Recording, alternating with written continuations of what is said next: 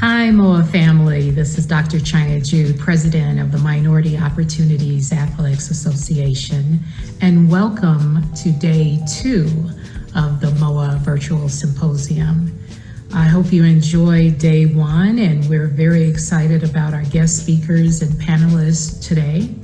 We hope that you learned something, network, share, and continue to grow with us as an organization. I want to thank Dr. Renee Miles-Payne and her team for putting this symposium together. They worked very hard, and I'm sure you're going to enjoy it.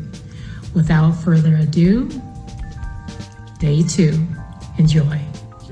It is a marathon and not a sprint. Some of us have been doing this work a long time, and I want to encourage you, be patient with the process. When I hear a lot of young people talk, well, Doc, I'm trying to be on the fast track. I'm trying to be here for 3 years, then I'm moving here for 3 years. And I tell young people, you got to go somewhere and you got to make it home and you got to become fully invested in the community. Because here's what happens. If you have a 2-year plan at this school, then a 3-year plan, you will exploit people and you will exploit friendships to get to where you were trying to go. How are you professionally wired? Because before we talk about how to move the ball down the field, how to get stuff done, you have to understand your own professional DNA. Some of us are cut out to go and bring about big change. Some of us are cut out to do impactful work. Some of us, others are cut out just to be a maintenance person. I'm not a maintenance guy. My orientation is to take something and rebuild it or take something from scratch. What motivated you to accept a position in a location outside of your comfort zone? Well, it took a lot of prayer because, again, when I talk to people now, they're like, "You in Alaska?" Like, yeah, I'm in Alaska. But talking to my family and looking at things as an opportunity. We only get one opportunity to do great things. And as I shared in my opening statement, when I sat down with the coaches and came up here, I felt it was a place that I could impact change or make change. Talking with the coaches, they really loved the fact that I was a former coach. And so I was just like, why not?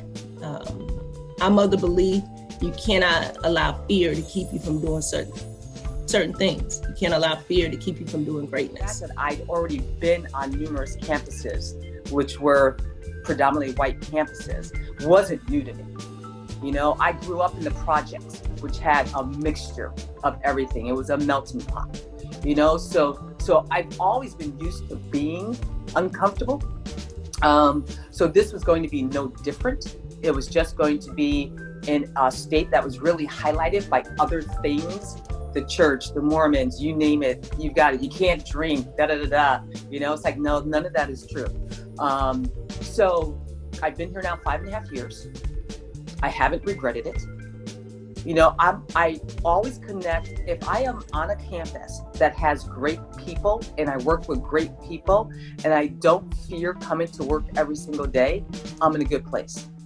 I've had other jobs where late in the process, I've started not feeling comfortable anymore. That's when I've transitioned out. Me growing up in the Virgin Islands, anywhere is getting out of my comfort zone, right? So unless it's on an island, that's out of my comfort zone. Moving to North Carolina to go to college was out of my comfort zone. Going to graduate school at Tennessee, holy smokes, at Knoxville, Tennessee, the University of Tennessee, was out of my comfort zone.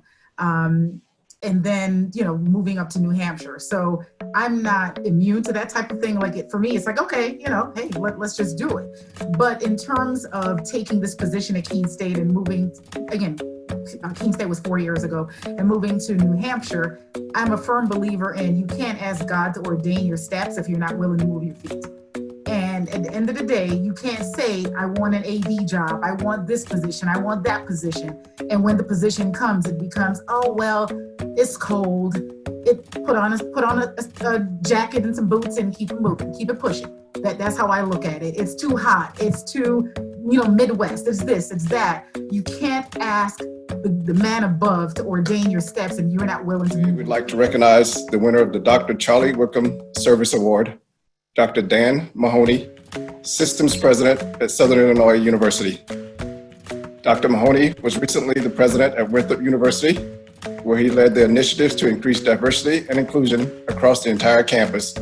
We're honored to have Dr. Mahoney here with us today to accept this honor. Welcome, Dr. Mahoney. Thank you, Tim, and thank you for giving me a couple minutes just to say a few words. First, I want to thank Moaa as election committee. This is a huge honor for me.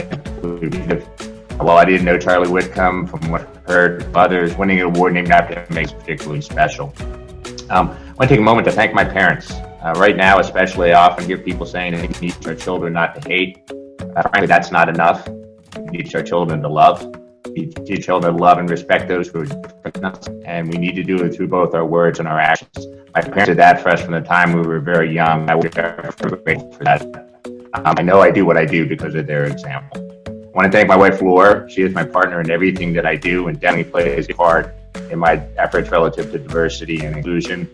Trust me, whenever I fall short, I hear it at home, and she always pushes me to do a lot more. I particularly want to thank Dr. Ken Halpin and Dr. Renee Miles-Payne. When doing work in this area, you need good partners. I was truly fortunate at Winthrop University to have two of the best. Nothing we accomplished, nothing was done successfully at Winthrop in athletics. Nothing I did there would have been possible without their efforts. Finally, I would be remiss if I didn't say it's particularly interesting time to receive an award relative to diversity. As Dr. Moore mentioned earlier, we've all been putting out our statements and saying relative to all that's been going on in the country over the last couple of weeks. But frankly, words are not enough. We need more action. And I don't think we needed a reminder, and certainly we did not want a reminder like this, but we got it. There's still far more work that needs to be done, not just in athletics, not just in higher ed, but across the country. And each of us needs to continue to do our part. I hope I continue to do things that make myself worthy of the honor you've given me here today. So thank you very much. In January, the Moaa NCA Award for Diversity and Inclusion was received by the University of Oregon at the NCA Convention. Later this year, Oregon will host a webinar to present the initiatives that earned them the honor. We again congratulate Oregon on their accomplishments. Performance reviews, and what are some of the nuances that come into play when you're doing them? Yeah, thank you. Thank you, Moaa. Thanks, Jake, for having me today.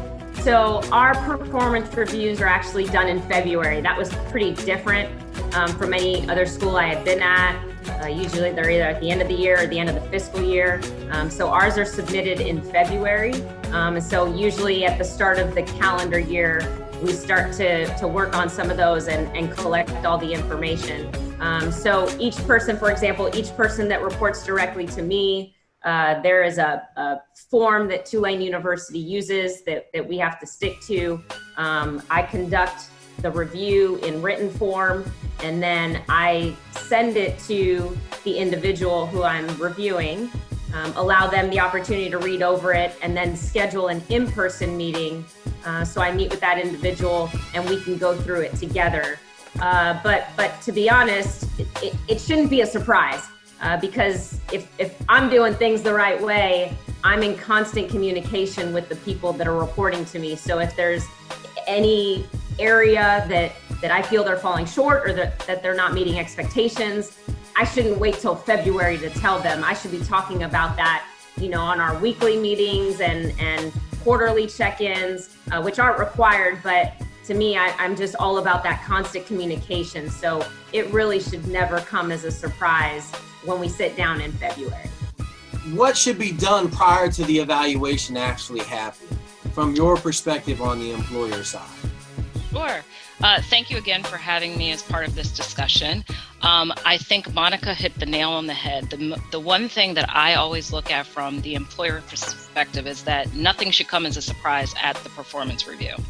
The employee should have been apprised of whatever the deficiencies were, as well as what they did good up to that review. It shouldn't be the first time that they're hearing about an area that needs improvement when they sit down at the table to discuss the review with the employer.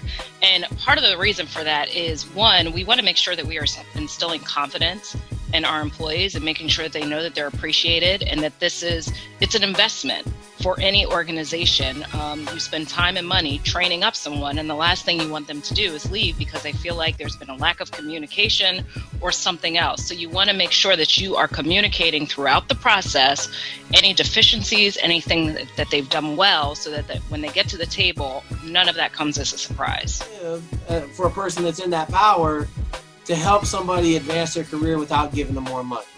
Start with it is if it's a person who is looking for some sort of advancement, and you know where there are areas where there are shortages because of the cut, because of having to lay off other staff, furlough other staff due to COVID-19, and those are areas in which they may have some extra expertise or some asset that nobody's aware of, encourage them to provide support in those areas.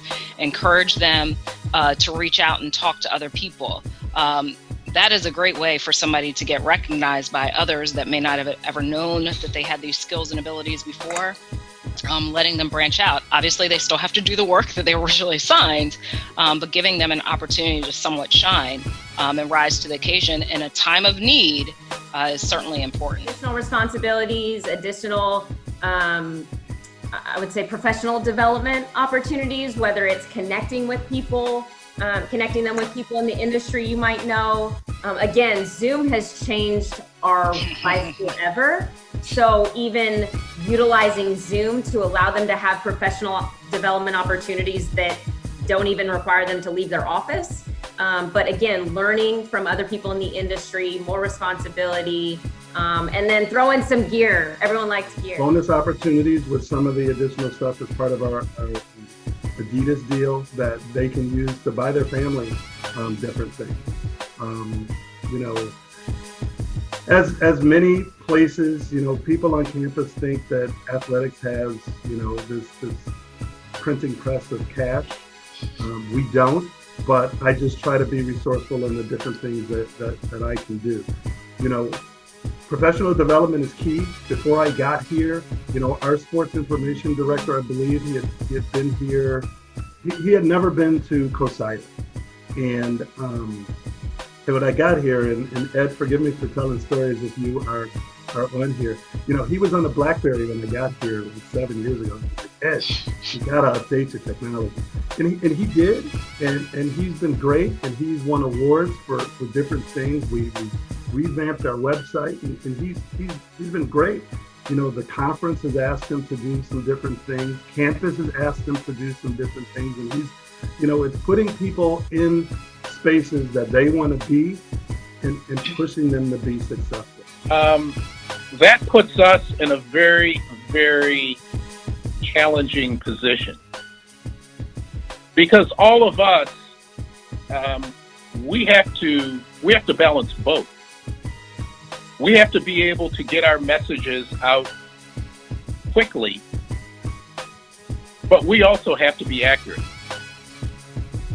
Accuracy is key in our business because in this business, with credibility and your word, you really only get one chance at this.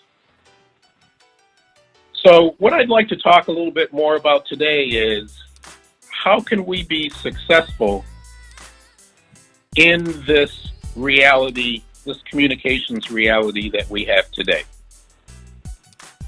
And I kind of like to look at it in three different areas. One is preparation, second is teamwork, and the third is engagement. So let's kind of go through some of those. In terms of preparation, you have to prepare to communicate just like you would prepare if you were on a team for a game.